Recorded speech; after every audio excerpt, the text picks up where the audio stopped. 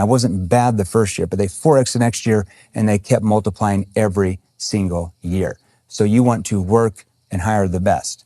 That always pays off, I can assure you. Okay, number 4. You really have to find the chip on your shoulder. Have you ever watched the documentary with Tom Brady? Remember how he was drafted last out of Michigan, 6th round?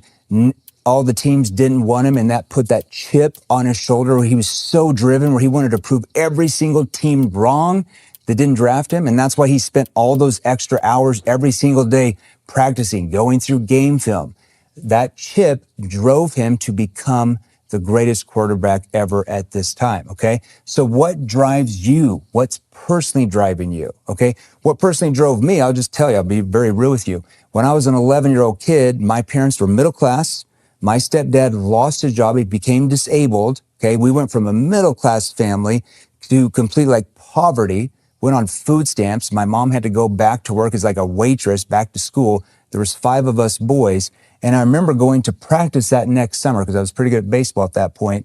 And I had those Walmart shoes on there, called Voit. They were cheap shoes. My friends all had the Nikes and the Reeboks and the Adidas shoes on. And I just remember feeling so broke and poor. And I'm just I'm never going to be poor like that again.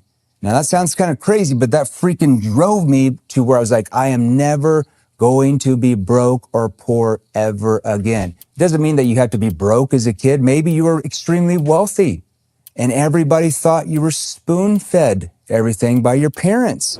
And that might drive you to show everybody that they're wrong, that you really can go out on your own and make money. So it doesn't matter. There's always a chip that drives anybody. You just have to activate that chip.